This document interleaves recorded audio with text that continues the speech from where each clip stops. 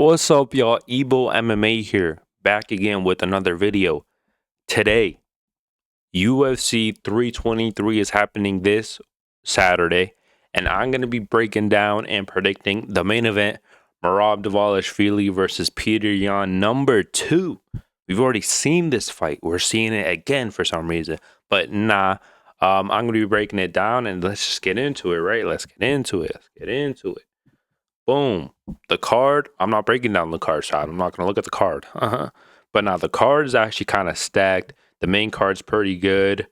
Yeah, the main card's actually really good. And then even on the prelims, they're unranked fights, but Marvin Vettori's on the early prelims. Marvin Vettori is on the early prelims. That is absolutely insane. This fight should be good as well. This fight should be on the prelims at least. But nah. Let's get into the main events. Merab Dvalishvili and Petr Yan. And my prediction, dominant victory for the champion, Merab Dvalishvili. He's doing it again. The movie, do you know when there's like a sequel of a movie and it's like, brother, the movie is pretty much, you just recapped the first movie. That's pretty much going to be this fight, bro. Like, let's be honest. Merab Dvalishvili, just the stylistic matchup between Merab and Yan, it's just, we know how it's going to go, bro. We know you have a guy with Petr Yan who starts slow, and he kind of has to take time to really see what his opponent has, and then you got a guy like Merab who literally starts fast. Well, maybe he doesn't start fast. But, like, you have this guy who literally weaponizes cardio.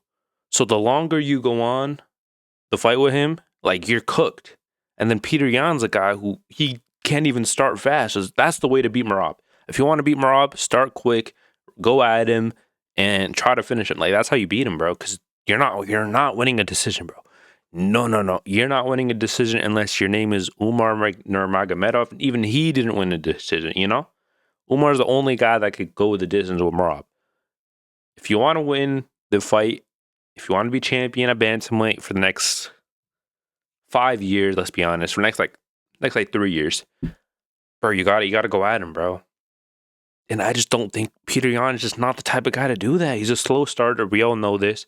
I think as the course of the fight goes on, again, it's going to be a recap with the first fight, where each round it's going to get more dominant. More takedowns. And even now, Merab is striking now. He's going to mix up the striking and the grappling now. The first fight, strictly grappling. There was no striking involved. It was, jab, takedown, jab, takedown. Like, that was the whole fight. This fight's going to be a little different, but the same result's going to happen. 50-45 for the champion. He's bringing it home. But let me just say, round from round. The first round, obviously, Petr Yan, he starts slow. Maybe he'll start a little quicker this fight because, he already fought the guy. This is a rematch at the end of the day. So he knows what he's going to bring. First round, Petr Yan, slow starter. We all know that.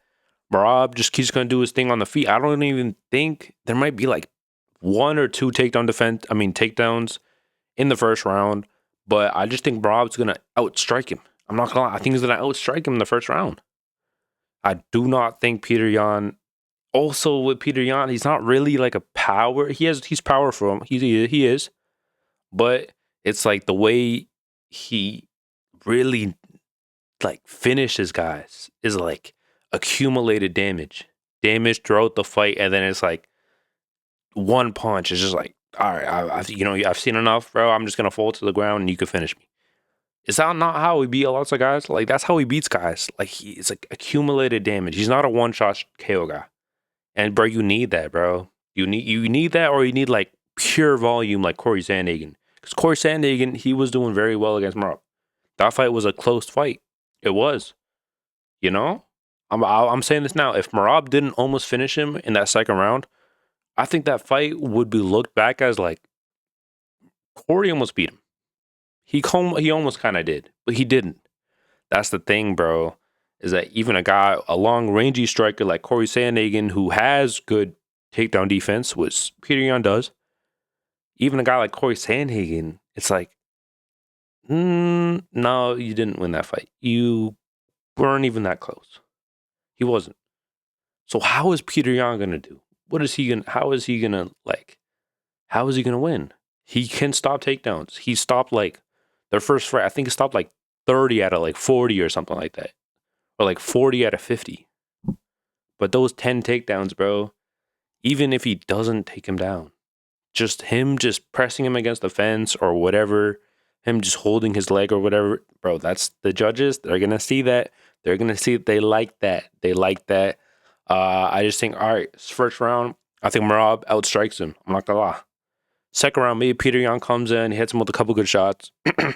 I think Merab, all right, he's ready now. He's ready to fight. He took a round off. All right, I'm going to take him down. I'm going straight into the takedowns, whether he gets it or not. I think he will start to get them early. I think he's improved so much grappling and striking since their first fight, and I'm not seeing much improvements from Petr Yan. Petr Yan's one of my favorite fighters, bro, so there's no bias on this.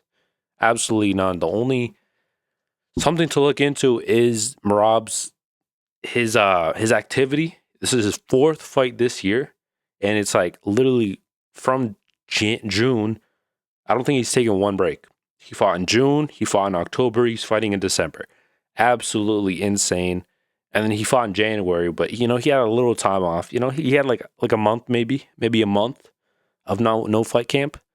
But he is taking this fight on literally like a week's, like his last fight, and then a week happened, and then the fight got announced. So right after his last fight, he jumped straight into camp for this fight. But I think the UFC setting up Yan, bro. They're pretty much making Yan like a what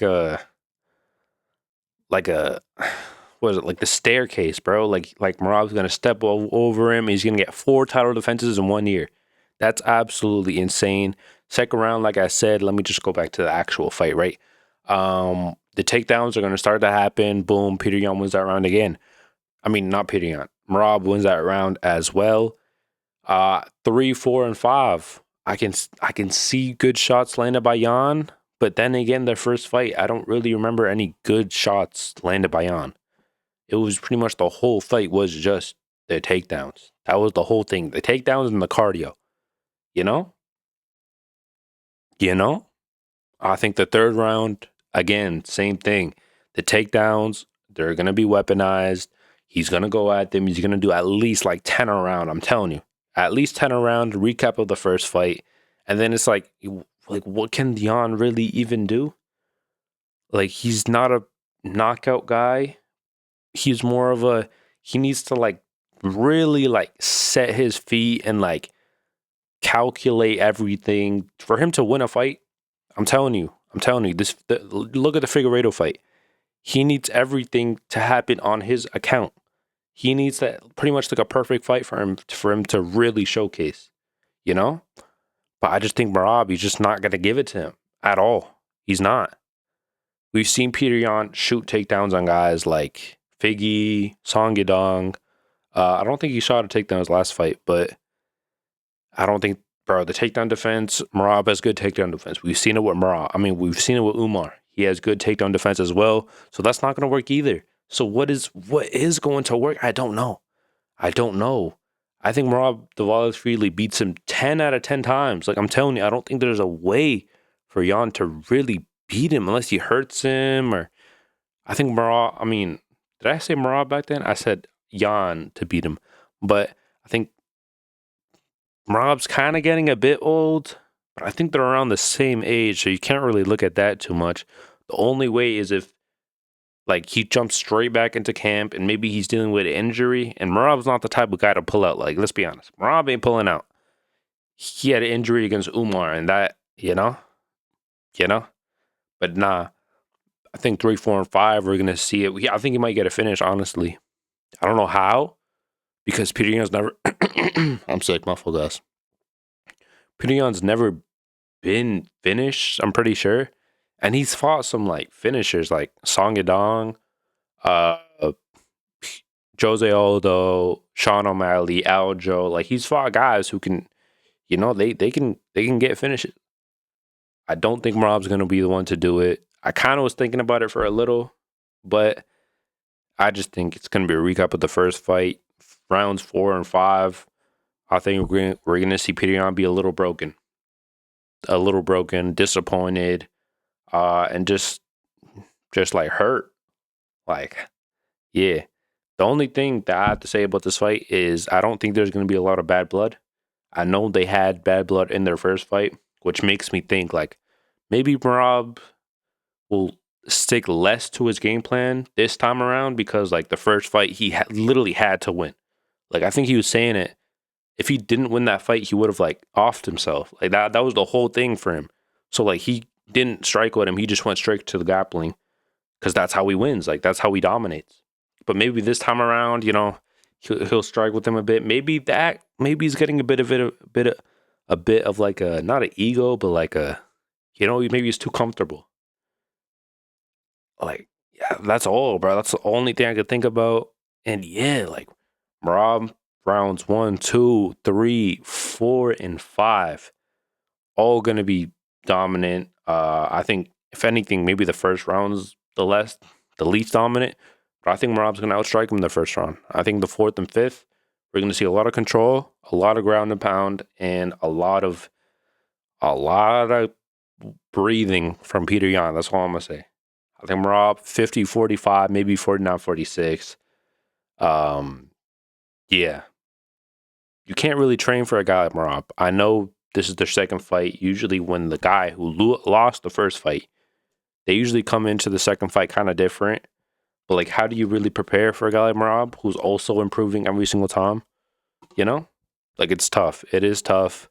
Petr Yan, one of my favorite fighters, like I said, I just don't think it's meant to be, bro. I don't think we could do. I was trying to think of a way with like, you know, maybe the output, maybe he catches him with some spinning stuff, spinning wheel kick, maybe, I don't know. I just don't think that there's a way, bro. I'm gonna be real, 100%. But do you know what's crazy? I was thinking about this before I wrap it up. Merab Dvalishvili has fought 4 times this year, right? We all know that. But he's fought like 25 minutes versus Umar, like 10 minutes versus O'Malley, 25 minutes versus Sandhagen, and probably another 25 this fight. He's fought for like a whole hour and like a bit this whole year. We have like a whole hour and more than an hour of just footage of Merab fighting this year alone. And then you got a guy like Ilya, who this year, he has like 2 minutes of fight time, like literally 2 minutes of fight time.